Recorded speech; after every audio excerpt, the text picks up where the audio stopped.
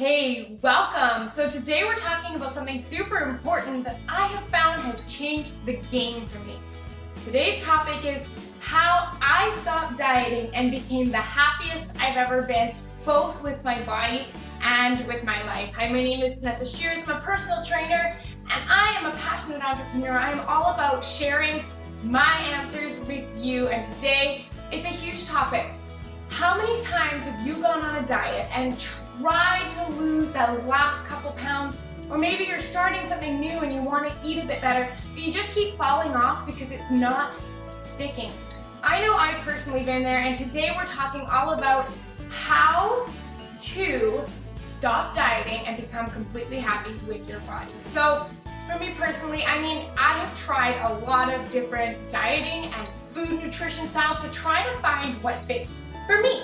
So I remember back when I started about 5 or 6 years ago trying to figure out something that worked. I tried paleo, and that only lasted a week because it didn't fit with my lifestyle.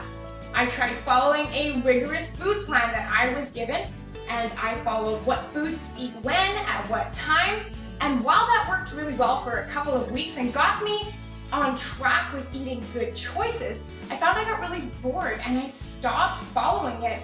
And at the end of the day, you want to find something that fits. So after that, I was like, I'm gonna move on to food logging. So I started logging all of my food to see what I was eating and calorie counting. And while calorie counting was a great insight as to what I'm eating, at the end of the day, I don't want to spend my life attached to an electronic device logging in every gram of spinach I eat, because I'm gonna tell you that can make you crazy doing that.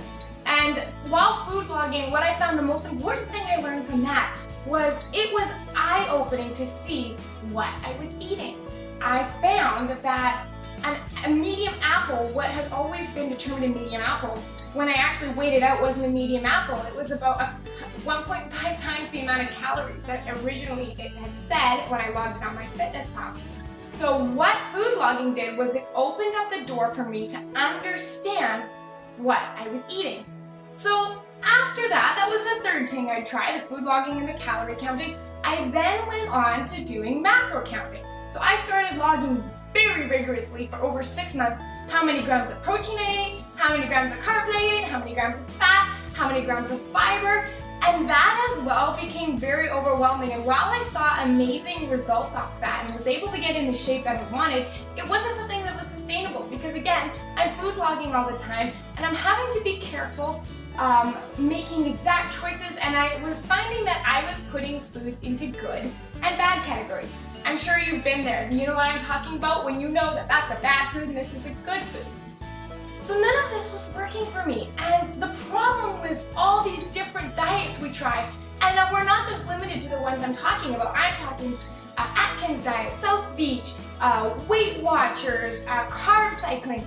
Whatever you do, if it's not something you can stick to, you're gonna experience the yo-yo effect. So if you've experienced the yo-yo effect, you'll know if you go on a diet for a certain amount of time, and there's usually a certain amount of calorie restriction involved with that, meaning you are eating less than your body needs in order to lose a little bit of extra body fat.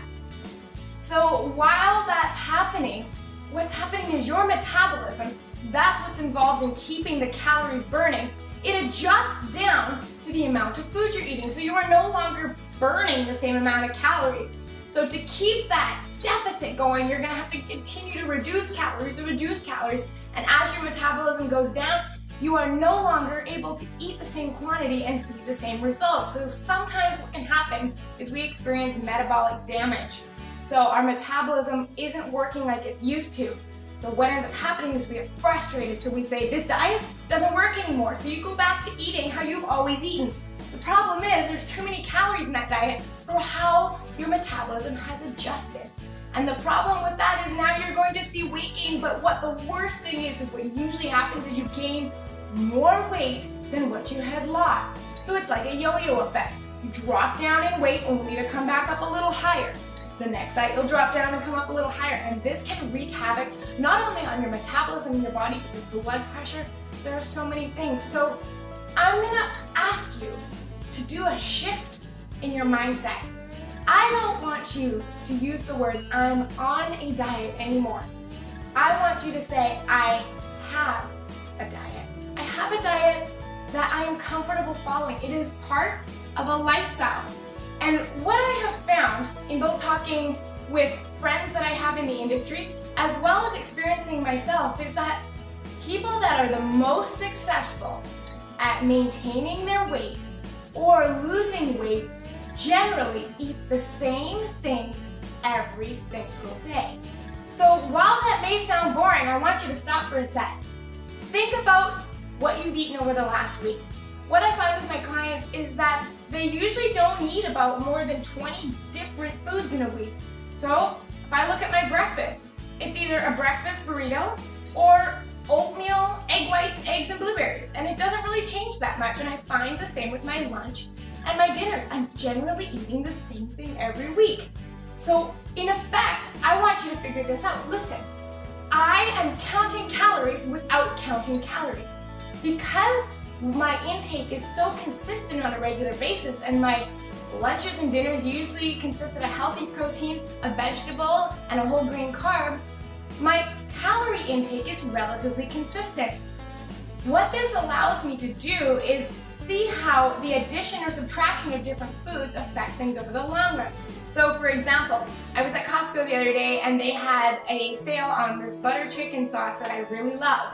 And I added that. It's the only change I made. I started adding it into some of my lunches, and I did notice a bit of a change in my body shape. But because my meal planning is so consistent, I'm able to identify right away where the source of my issue is coming from, so I can make a change.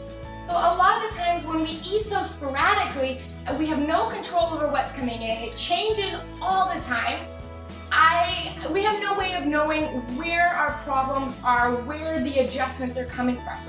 So when I made that change to eating a more consistent diet, I have been so happy with my shape and my health because I'm able to monitor things very closely. And not only that, I haven't been following a boring food plan that wasn't made for me. I'm not logging every day, and I'm not saying good and bad foods because I know that a little on each side is a healthy way to enjoy your life. So I'd love to hear from you. What is your most successful way that you've been able to maintain or lose weight through a diet? So remember, we are not going to be on diets anymore.